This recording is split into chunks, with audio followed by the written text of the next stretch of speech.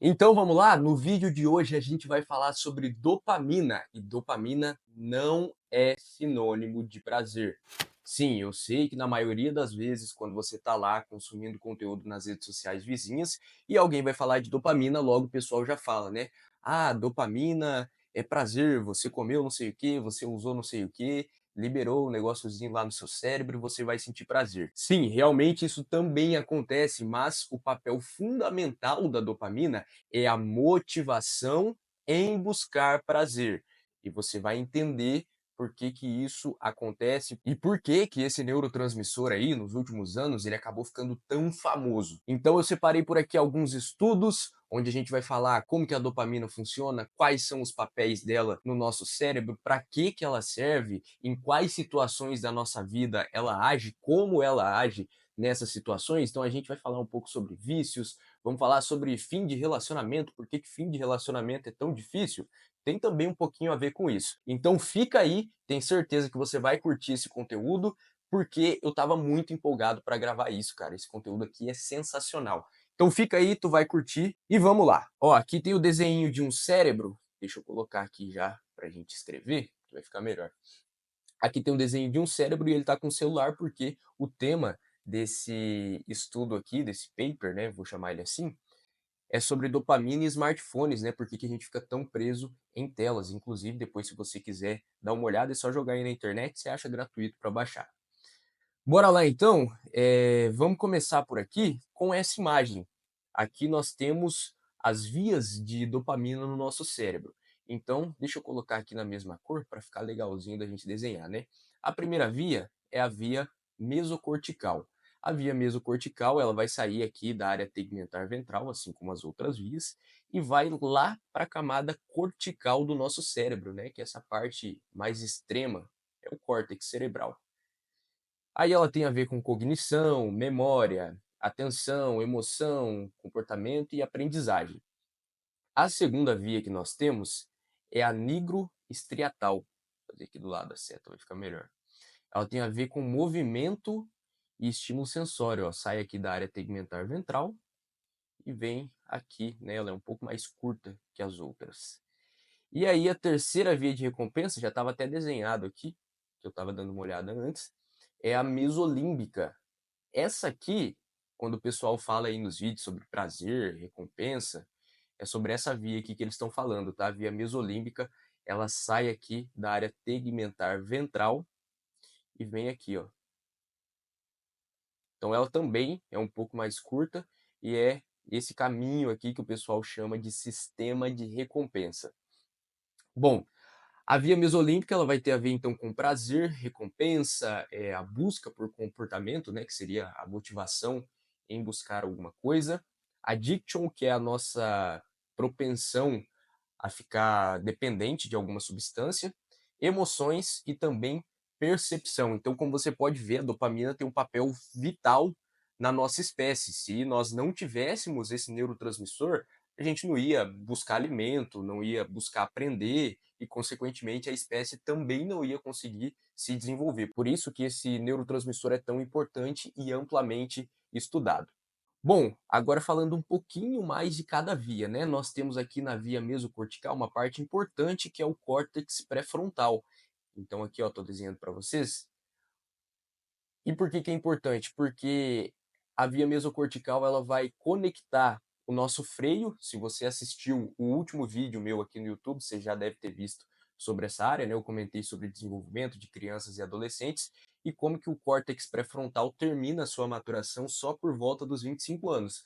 Então, o córtex pré-frontal, que é meio que o nosso freio, né? A região onde nós temos o controle inibitório, o controle ali de impulsos, ela vai se formar só com 25 anos e, como você pode perceber aqui, ela está conectada com o nosso sistema límbico. Então, nós temos uma via que vai aqui da área tegmentar ventral, que tem aí a liberação de dopamina conectada com o nosso córtex pré-frontal. A via nigroestriatal. Cara, essa via aqui, ela está presente em alguns transtornos. Se eu não estou enganado, tem alguma relação com a doença de Parkinson, por isso que as pessoas com essa doença, né, têm ali problemas motores, porque está relacionado a essa liberação de dopamina. Tem alguns outros transtornos também que eu sei que tem relação, se eu não me engano, síndrome de Pitten, é uma síndrome bem rara, mas eu sei que também tem aí certa relação com essa via negro-estriatal e essa liberação de dopamina. E aí o sistema mesolímbico, né, que vai ser responsável pela nossa busca por prazer, ele vai estar aqui circulando de novo, ó que rabisqueira feia que ficou aqui. Enfim, mas deu para você ter um panorama inicial aí de como que funciona as vias dopaminérgicas dentro do nosso cérebro e como que ela afeta não só o funcionamento do cérebro, mas também disfunções em algumas dessas vias pode estar relacionado a algum tipo de transtorno, síndrome ou até alguma doença, como a gente citou por aqui. Seguindo o nosso paper, a gente chega nessa parte que eu acho que é a parte mais interessante dele e que vai te mostrar de fato como que a dopamina funciona. Vamos pegar uma cor diferente aqui para desenhar, para ficar diferente das cores que tem ali? Cara, vamos pegar esse amarelo aqui. Será que fica bom? Fica bom até, né? Então vamos deixar em amarelo. Cadê? Vamos apagar aqui para não ficar esse risco feio. Beleza. Gente, o que acontece aqui é o seguinte, nós temos a ativação dopaminérgica. E aqui nós temos a baseline, que é a linha de base, a dica e a recompensa. A linha de base é aquela liberação de dopamina que nós temos aí diariamente no nosso cérebro, enfim, aquilo que está lá quietinho sem acontecer nada. Essa dica aqui seria basicamente o estímulo, aquilo que acontece e vem a liberação de dopamina. E aí a recompensa é como que esse sinal dopaminérgico reage depois de a gente receber o estímulo. Então, no primeiro exemplo aqui em verde, nós temos a recompensa inesperada.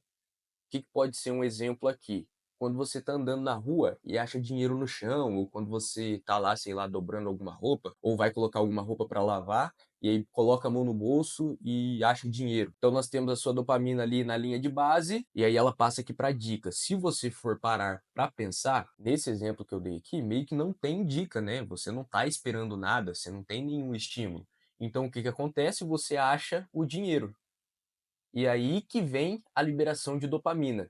Então, como você pode perceber, quando uma recompensa ela não é esperada, o valor dopaminérgico está na recompensa e não no estímulo, entendeu? Então, você está lá andando na rua, achou o dinheiro, não teve estímulo, não teve nada, você só teve a recompensa. Por isso que a liberação de dopamina está aqui, ó, na recompensa. No segundo exemplo, nós já temos uma situação diferente. Então, é quando a recompensa já é esperada. Aqui, ó, nós já temos uma recompensa esperada. Vem a linha de base, normal, seu cérebro está ali tranquilão, e aí você tem uma dica. E o que é essa dica? Pessoal, presta atenção aqui agora. Nessas situações onde a recompensa é esperada, o que a gente pode colocar de exemplo? Quando você já tem um comportamento que é aprendido. Então, por exemplo, você já sabe que às vezes beber reduz a ansiedade, você já sabe que comer chocolate é palatável, que o seu organismo vai receber isso bem, que talvez vai trazer também, de certa forma, um alívio de estresse ou de ansiedade para você. Então, nesses exemplos, nós já temos um aprendizado consolidado. E aí, quando o aprendizado já está consolidado, a liberação de dopamina não está na recompensa, igual aqui no primeiro exemplo, né? Onde a gente achou o dinheiro. Quando você já sabe que o negócio vai estar lá, que aquilo vai acontecer, a liberação de dopamina está aqui, ó, na dica. E isso, gente, explica muita coisa. Quando você está na internet, por exemplo, e aí aparece a notificação de algum aplicativo ou anúncio de algum site de algo que você viu e achou legal, e às vezes você acaba comprando aquilo e quando chega na sua casa, ou às vezes logo depois de você comprar, você já tem aquele sentimento de putz, cara, não precisava ter comprado isso. Você já tem aquele arrependimento, ou às vezes só aquela sensação de, nossa, agi no impulso, não precisava ter feito. Ou então, às vezes, você nem tá com fome, mas aí, sei lá, você vê um filme, o cara tá comendo uma pizza, e aí você lembra daquela pizzaria. Quando a pizza chega, você fala, pô, nem tava com tanta fome, pra que que eu pedi uma pizza desse tamanho? Podia ter pedido uma bem menor. Por que que isso acontece? Porque como você já tem o aprendizado, a liberação de dopamina não tá na recompensa, tá na dica. Ou seja, a dopamina não foi liberada quando você recebeu a pizza, quando você finalizou a compra, ou quando você recebeu o produto.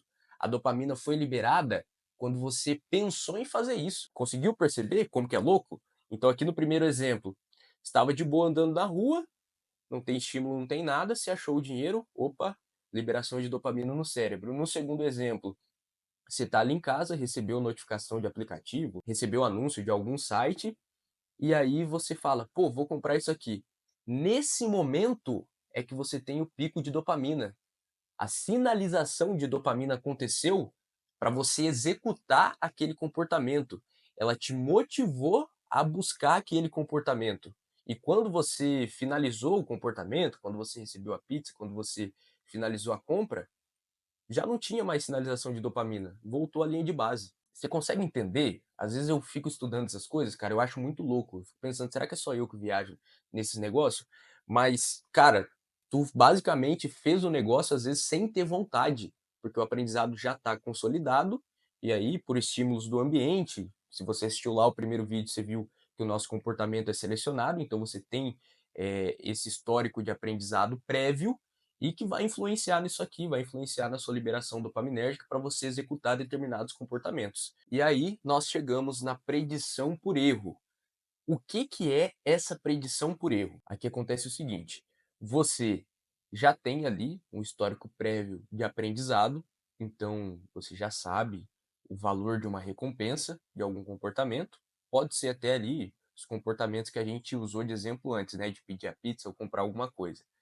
Então vem aqui sua linha de base, tudo certo. Nós temos a dica, ou seja, a sinalização para você executar o comportamento, para você pedir a pizza, para você fazer a compra naquele site que você já tinha comprado antes. Porém, a hora que a pizza chega, ela vem com sabor errado. Ou então, você pediu uma roupa naquele site que você, daquela marca que você gosta, e a roupa veio rasgada. O que que acontece nesses casos? A sinalização dopaminérgica, que foi lá em cima na dica, para você executar o comportamento, ó, ela foi lá em cima. Aqui, quando é para ela voltar na linha de base, igual no nosso exemplo anterior, ao invés dela ir para a linha de base, ela faz isso aqui, ó. Você tem um crash dopaminérgico. E aí, isso aqui é o que faz a gente se frustrar, sabe? Quando você está esperando, às vezes, alguma coisa de alguém, quando algum amigo vacila com você e te decepciona, quando a pizza vem errado, vem no sabor errado, ou vem, sei lá, queimada, quando a roupa que você pediu lá naquele site que você curte muito daquela marca bem da hora, chega estragada, cara, é isso aqui que acontece. É a predição de erro no nosso sistema dopaminérgico reagindo para baixo, é o crash dopaminérgico. E isso aqui, cara, explica muita coisa. Por exemplo, lembra que eu falei lá no começo que a gente ia falar sobre relacionamento? O que que acontece quando o relacionamento acaba? Tem a ver com isso aqui. Olha só. Cara, você tá lá com a pessoa, às vezes 2, 3, 5, 10 anos. A gente tem aqui a linha de base, ou seja, sua liberação de dopamina normal. Só que por muito tempo você teve isso aqui, ó. Você teve aquele aprendizado de fazer as coisas juntos, de dividir a vida, de sair para jantar, de sair para praticar atividade física. E durante todo esse tempo foi se consolidando um aprendizado a ponto de o relacionamento ser mantido também por essas coisas. Então, você tem durante muito tempo uma sinalização dopaminérgica para executar esse tipo de comportamento, para estar com a pessoa. Então, namorar, se relacionar, casar com alguém tem a ver também com dopamina. Cara, você tem uma motivação agindo ali para você fazer determinadas coisas e manter um comportamento que vá de encontro com o relacionamento, que mantenha você junto com aquela pessoa. E de repente, esse relacionamento termina. E o que que acontece quando esse relacionamento termina? Você tem esse aprendizado, você tem essa sinalização para executar determinados comportamentos, para estar junto com aquela pessoa, e isso continua acontecendo. Só que aqui, ó, a nossa recompensa, ela não chega. Então chega o final de semana, o que que acontece? Você tem aquela vontade danada, às vezes, de ir para casa da pessoa, de conversar com os pais, de estar junto com a família. Só que ao invés de voltar aqui para a linha de base, ou de ter talvez até, né, um certo estímulo aqui, um pouco menor do que o da dica, o que acontece é o crash, vai lá embaixo. Então você conseguiu entender, cara? É por isso que às vezes a gente fica tão mal quando termina um relacionamento. Por isso que você fica naquela bad danada. É por isso que tem gente que bebe pra caramba. Porque quando a gente tá aqui, a gente não quer ficar aqui, ninguém quer ficar mal. Você quer estar aqui, ó, na estimulação. Você quer estar nesse pico.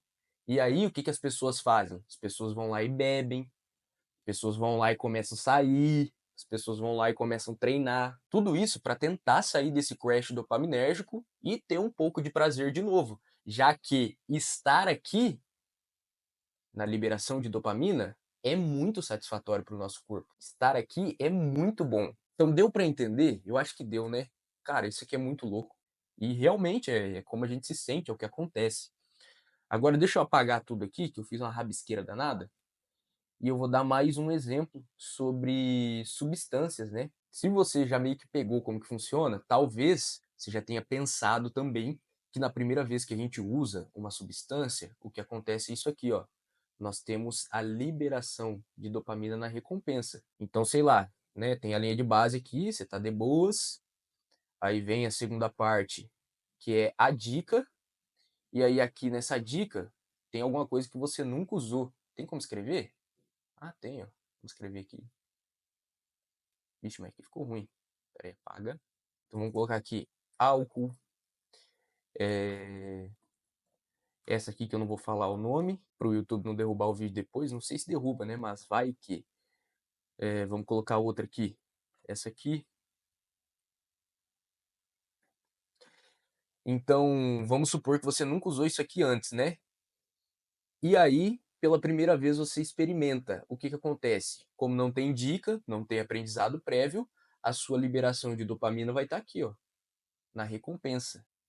Então, nas primeiras vezes que você usou, o efeito vai ser bom. Não adianta a gente ficar aqui também relativizando, falando, não, mas veja bem, faz mal. Sim, no longo prazo sempre vai fazer mal, mas o efeito que produz no corpo é satisfatório, senão ninguém usava. Isso aí a gente tem que falar sobre substâncias, tanto as lícitas quanto as ilícitas. As pessoas só usam porque produz um efeito satisfatório no corpo, no organismo, senão ninguém usava. Isso aí é fato, gente. Enfim, voltando aqui. Então, tu usou ali na primeiras vezes, você tem a liberação de dopamina acontecendo na recompensa, no ato de usar aquilo. E aí o que que acontece? Com o passar do tempo, a gente tem um aprendizado de que isso é bom. Então, a liberação de dopamina, ela vai começar a acontecer na dica. E o que que pode ser a dica nessas situações de substâncias? Cara, tive um estresse e sei que alivia. Briguei com meus pais, estou passando por alguma situação difícil. Tudo isso sinaliza para o nosso cérebro que se você usar vai ser bom, vai ajudar a reduzir aquela emoção aversiva. Então, como o aprendizado já está lá, você começa a ter a liberação na dica. E aí, o grande pico vai ser aqui quando você pensa em usar a substância, quando você toma o ato de usar a substância, enquanto que depois aqui a gente também tem uma liberação, porém ela é menor do que a liberação de quando você teve a sinalização dopaminérgica para usar de fato a substância. E aí nós voltamos na última parte, que é a predição por erro. Gente, o que, que acontece aqui na predição por erro, seguindo o exemplo aí das substâncias? Linha de base, já tem o aprendizado prévio, então a liberação de dopamina está na dica. Como a gente falou antes, o que, que vai ser essa dica? Um estresse, uma briga com algum familiar, às vezes está passando por algum problema com os pais e você fica mal, enfim, tudo isso vai fazer a sinalização dopaminérgica para que você use a substância. Aí você vai pensar, tá, mas por que que essas situações ruins são sinalizações para a gente consumir alguma substância? Porque o nosso cérebro, ele sempre visa buscar prazer e afastar a dor. Então, se tem algum aprendizado que reduz a sua dor no momento, mesmo que no longo prazo venha te prejudicar, o nosso cérebro vai escolher fazer aquilo. Então, a gente tem a sinalização dopaminérgica gigante para usar a substância e se livrar do aversivo. E depois, quando chega aqui, o que, que acontece? O crash. Aí você vai pensar, tá, mas ele já conhece a substância, a recompensa já é esperada. Por que que acontece o crash? E é aí onde nós temos o início dos comportamentos aditivos. Normalmente, essa pessoa já está entrando em um vício. E aí eu sei, vai parecer papo de tiozão, conversa do seu pai, da sua mãe, mas é verdade. Nunca vai ser igual às outras vezes. Quando você começa a utilizar uma substância, o potencial reforçador dela, com o tempo, vai caindo, a não ser que você aumente a quantidade que você consome daquela substância. E isso não é só para álcool, cigarro, substâncias ilícitas, medicamento também acontece a mesma coisa. Quem aí já tomou, às vezes, algum remédio controlado, talvez ansiolítico, por muito tempo, sabe que com o passar do tempo, ele vai perdendo o efeito. E depois, se você não aumenta a dosagem, você não vai conseguir ter aquele estímulo. E aí onde vem o problema, que você tem que estar sempre aumentando, aumentando e aumentando, até chegar no ponto onde você cria uma tolerância absurda e você está dependente daquele medicamento. E quando a gente tem dependência, o que acontece? Voltando para o nosso gráfico. Linha de base, situação estressante. Briguei com os pais, fim de relacionamento, saí do emprego, fui demitido. Sinalização para consumir aquela substância, seja um medicamento, seja uma droga lícita ou ilícita. E aí, quando chega aqui, cara, o que acontece? Às vezes, tu usou a quantidade que você está acostumado a usar, o que você já vem usando há muito tempo.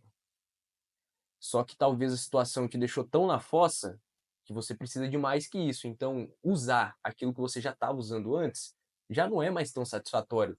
Então, ao invés de voltar para a linha de base e de você ficar bem depois de usar a substância, você tem o crash. E como a gente falou anteriormente, quando você está no crash dopaminérgico, quando você está anedônico, tem de pessoas que às vezes vão para festa, né, de virar à noite e usar substância para conseguir ficar acordado. O que acontece? No outro dia a pessoa está aqui, ó, no crash dopaminérgico. Tá com aquela ressaca moral, parece que você 10 pessoas, sendo que você só às vezes passou uma noite acordado e, claro, né, usou algum tipo de substância. E quando a gente está no crash dopaminérgico, o que a gente quer fazer? Quer vir para cá, ó. Quer estar aqui em cima de novo. E para estar aqui em cima de novo, o que as pessoas fazem? Elas vêm para cá, ó. Consomem mais medicamento, consomem mais drogas, tem algum tipo de comportamento impulsivo, talvez com comida. Então a pessoa vai lá e se esbalda de comer. Para quê? Para evitar esse crash e conseguir sentir o prazer novamente. Conseguiu entender? Cara, muito louco isso. Comenta aí, cara, se você conseguiu entender, se faz sentido para você. É simplesmente sensacional a gente conseguir entender que o cérebro humano funciona dessa forma. E aí, seguindo o nosso paper, já não tem muita coisa, cara, foi tempo pra caramba aqui, né, velho? A gente falou bastante. Vamos para os próximos? Ó, aqui eu tinha separado para você, esse livro aqui, ele se chama Nação Dopamina. Deixa eu pegar ele aqui. Quem quiser ler, é bem legal para introduzir você ao assunto, bem da hora. Aqui no computador, a imagem que vocês estão vendo aí na tela, está aberto uma página do livro, né, mostrando aí o cérebro, as conexões que a gente já falou antes. E aqui embaixo, para você ter uma noção, né, sobre a liberação de dopamina, alguns comportamentos que são aditivos. E quando eu digo aditivo, é que ele tem um potencial risco para te tornar dependente dele, né, para você desenvolver um vício. Então, liberação de dopamina, né, em recompensas. O chocolate, ele aumenta em 55% a taxa basal de dopamina no cérebro. O sexo aumenta em 100%, e isso faz muito sentido, né? Porque se você pensar que enquanto espécie a gente tem que passar os genes à frente, faz muito sentido que o sexo dobre a nossa taxa basal de dopamina e que a gente queira sempre fazer para conseguir manter a nossa espécie. Porém, o negócio começa a ficar meio zoado agora, ó. Nicotina aumenta em 150%, cocaína em 225% e anfetamina em 1000%. Cara, tu consegue ter uma ideia disso aqui? Sexo, que é uma função vital para a nossa espécie, provavelmente já foi selecionado dessa maneira, né? Que liberasse muita dopamina para que a gente sempre buscasse para a nossa espécie se manter viva. Porém, justamente a evolução da nossa espécie fez com que a gente chegasse em um ponto onde substâncias como nicotina, cocaína, anfetamina, que aumentam a taxa basal em 150, 225 mil% fossem desenvolvidas. E é aí onde a gente vê um problema gigante, né, cara? Porque tu imagina, pra que às vezes você vai querer fazer outra coisa da vida se você pode usar um negócio ali que é no momento? E aí acaba virando um problemão, entra no que a gente falou antes, né? Por que as pessoas criam tolerância a certos tipos de substância. E se a gente parar para pensar, até mesmo o sexo, né, que eu falei que é vital para nossa espécie, mas muitas pessoas acabam criando uma adição que não é funcional. A pessoa acaba criando um comportamento às vezes compulsivo, como, por exemplo, no consumo de pornografia, né? É um impulso ali sexual que a gente tem, mas que não é nada funcional, você está buscando de uma maneira que não é boa, digamos assim, para a espécie, essa liberação de dopamina. Enfim, nesse livro aqui, o que eu tinha para falar para você, isso aqui, depois a gente vai usar, depois eu vou voltar aqui para a gente falar um pouquinho sobre essa balança também. Vamos agora para este artigo, ó, que eu quero dar uma mostrada para vocês também em como que essas substâncias funcionam no cérebro, só para a gente pegar uns exemplos aqui, comentar rapidinho. Esse aqui vai ser realmente só uma passada por cima. Drogas, cérebros e comportamento. A ciência da adição. Esse material aqui ele foi produzido pelo Instituto Nacional de Abuso de Drogas dos Estados Unidos. Se você quiser dar uma olhada e jogar aí, se eu não me engano, esse aqui você também vai achar gratuito aí para baixar. E é bem interessante. Ele traz aí uma introdução por que as drogas viciam, né? E aí aqui já começa a ficar legal, ó. Ele vai mostrar pra gente a comparação do cérebro de uma pessoa que usava cocaína. Então, na primeira imagem, a gente tem o cérebro da pessoa saudável, né? Você pode ver que tá verde, amarelo, vermelhinho ali. Liberação de dopamina tranquila. Em vermelho é a liberação dopaminérgica. Um mês depois de parar de usar, e aí após ter usado cocaína pela última vez 4 meses atrás, o resultado é esse aqui, né? A gente tem ali um retorno, né, dos níveis de dopamina meio que ao normal. O grande problema disso aqui é o seguinte, né, pessoal? Conforme as pessoas vão consumindo essas substâncias, principalmente nos exemplos que a gente deu aqui, né, tipo cocaína, anfetamina, nicotina, maconha. Com o passar do tempo, essa tolerância, ela não vai só afetar o sistema dopaminérgico, ela vai ter uma resposta significativa na vida dessas pessoas. Então, às vezes atividades comuns, cara, do dia a dia, não tem mais graça. Às vezes a pessoa não tem mais aquele prazer em sair dar uma caminhada no parque, no lago, sair com os amigos, já não tem mais graça, às vezes a pessoa realmente prefere ficar em casa sozinha usando a substância. Eu conheço pessoas que já chegaram no ponto, em algum momento da vida, de não conseguir fazer nada sem fumar um antes. Então a pessoa tinha que fumar para ir no mercado, tinha que fumar para ficar em casa assistindo série. Assim, uns negócio absurdo. Ah, vai fazer uma janta, tem que fumar. Ah, vou fazer uma janta com um amigo, tem que fumar, porque senão não tem graça. Tu já conseguiu perceber como que isso é disfuncional? Você vai perdendo prazer nas coisas simples da vida, cara. Aí, tipo assim, fica naquela, você vai viver para quê? Aí a pessoa não quer viver, não tem vontade de nada mesmo, né? Porque aquilo que é simples, tu já perdeu o prazer, tu vai ter vontade de fazer o quê? E com o tempo só piora, é por isso que cria tolerância e é por isso que é um vício. E aí, seguindo aqui, né? Essa imagem eu usei no primeiro vídeo. No primeiro? Não, essa imagem eu usei no último vídeo, né? Na verdade é parecida com essa imagem. E aqui eles vão associar as mudanças que acontecem na adolescência e como que isso pode prejudicar o adolescente a ponto de predispor, né, a ter algum vício. Então, como a gente comentou, os adolescentes têm essa região aqui, o córtex pré-frontal, se formando só depois dos 25 anos.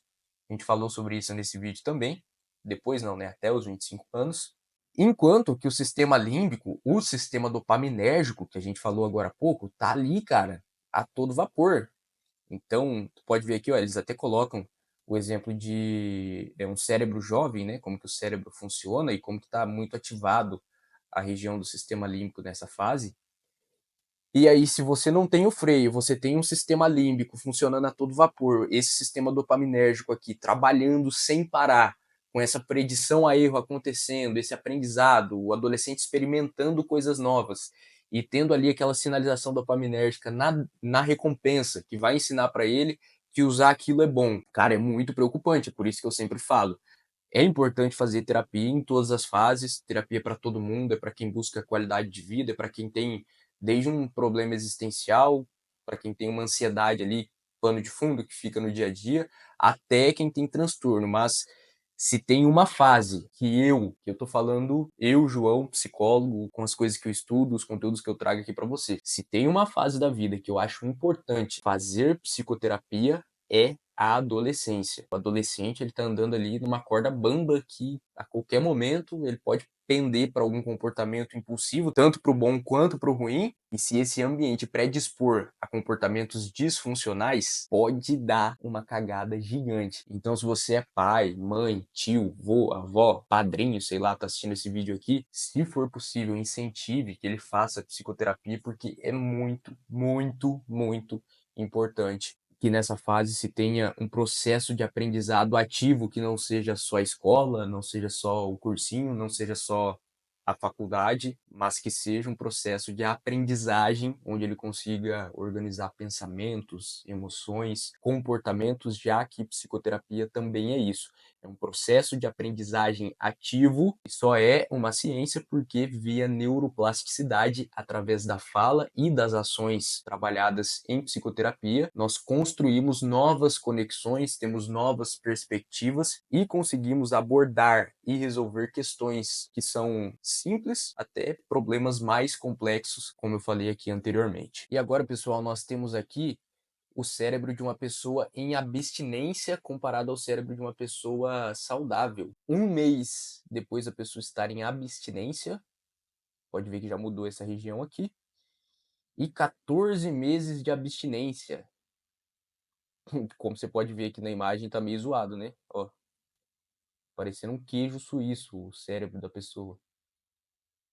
Para a gente entender os reais impactos disso, né, na nossa saúde, já que é um comportamento que vai sujar outros hábitos de maneira muito ruim, né? Como a gente falou, a pessoa vai perdendo prazer, não vai mais praticar atividade física, não vai mais sair com os amigos, vai se deteriorando cada vez mais. E aí, chegando quase na parte final do nosso vídeo, nós temos um artigo bem bacana, que é esse aqui, ó, a neurobiologia da dor e prazer.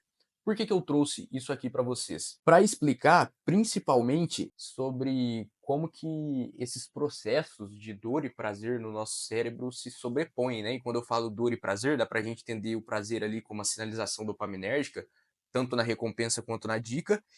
E quando eu falo de dor, pode ser esse crash dopaminérgico, viu? Aquela sensação que a gente tem quando a predição para erro ali vai para baixo, como nós vimos lá no começo. Então, nós temos dois tipos de dopamina no nosso cérebro: a dopamina fásica e a dopamina tônica. A dopamina fásica, gente, é como se ela fosse um borrifador. Tu aperta assim e vai disparando, né? Então tu fez algum comportamento aqui, sei lá, vamos supor que tem aqui um pote de bala. E aí eu vejo ele e tenho vontade de comer, né? É a dopamina fásica dando aquela borrifada no cérebro para que eu execute aquele comportamento de pegar a bala e comer. Enquanto que a dopamina tônica é aquela dopamina que tá lá no nosso cérebro, ela tá lá como se fosse uma mangueira aberta vazando. O que acontece com esses dois sinais? Vamos pegar a última imagem aqui. Quando nós temos o aumento da dopamina fásica, ó, pode ver que ela aumentou. A borrifada para mim buscar a bala aumentou. Quando a dopamina fásica aumenta, a dopamina tônica diminui, como se fossem processos que se sobrepõem. Enquanto que o oposto também acontece. Se a dopamina fásica reduz, a dopamina tônica aumenta. E aí, nesse artigo, se você quiser dar uma lida depois, eles usam isso para explicar que o que acontece é meio que o seguinte: o nosso cérebro ele tem esses dois mecanismos dopaminérgicos, tanto a dopamina tônica quanto a fásica, se sobrepondo e criando quase como se fosse uma balança. Então, se a gente pressiona um, o outro lado aumenta. Se a gente pressiona o outro lado, esse lado aqui aumenta também. Ou melhor, uma gangorra eu acho que fica melhor na metáfora para explicar aqui para vocês. E aí é onde a gente entra, né, nessa parte aqui do livro do Nação Dopamina que eu falei antes. Então, a gente tem a gangorra. E se você pressiona ela para chocolate, mídia social, jogos, pornografia e compras, a gente vai ter o lado do sofrimento aqui embaixo, ó, como você está vendo, prazer e sofrimento, né? Você tem o lado do sofrimento aumentando. Aí a gente sofre, fica mal, tem o crashzinho para quê? Para manter o equilíbrio do nosso sistema dopaminérgico. Então a balança vai se equilibrando, ó, vai ficando quase igual. E aí aqui embaixo o desenho bem bacana também, né? Se a gente sofre muito, no caso que eu dei lá, né, final do relacionamento, briguei com os pais, fui demitido do emprego. Você tá aqui, ó, com seus, eu não sei que nome que ela dá pra esses bichinhos aqui no livro, mas é um nome meio engraçadinho. Enfim, você tá com eles aqui, ó, jogando você pro sofrimento. Ó como que você tá sofrendo, tá lá embaixo. E aí, se você está sofrendo muito, o que, que acontece com o sistema dopaminérgico, o que, que acontece com o organismo, com o ser humano que quer se manter vivo, ele vai lá e busca prazer para aliviar o sofrimento. E aí a nossa gangorra vai de novo para o chocolate, as mídias sociais, jogos, pornografias, compras, substâncias. Então, basicamente, é isso aí que acontece. Eu acho que deu para vocês pegarem mais ou menos a ideia do sistema dopaminérgico. É um vídeo que eu tava querendo fazer faz tempo, cara. Eu gosto muito desse assunto aqui, mas eu tinha que introduzir algumas coisas antes para meio que dar para entender, né, como que funciona isso. Enfim, é mais ou menos isso que eu tinha para passar para vocês, é o que eu queria conversar com vocês por aqui. Se esse vídeo fez sentido para você, encaminha para algum amigo, se inscreve aí no canal também, se te ajudou de alguma forma, e me segue lá nas minhas redes sociais, @joãochesca. Eu sempre deixo por aqui o arroba do Instagram para você, porque por lá eu também vou soltando alguns conteúdos, às vezes algumas coisas mais pontuais relacionadas à geopolítica, economia, enfim. São linhas auxiliares aí que eu gosto de estar dando uma olhada e às vezes eu vou casando com psicologia, neurociências e as coisas que eu estudo. Ótimo dia, tarde ou noite para você, dá uma olhada aí no canal se tem mais vídeos, se já saiu mais vídeo para assistir, assiste aí, vai comentando, vamos trocando uma ideia, vai deixando suas opiniões. Fechou? Um abraço para todo mundo e até o próximo vídeo.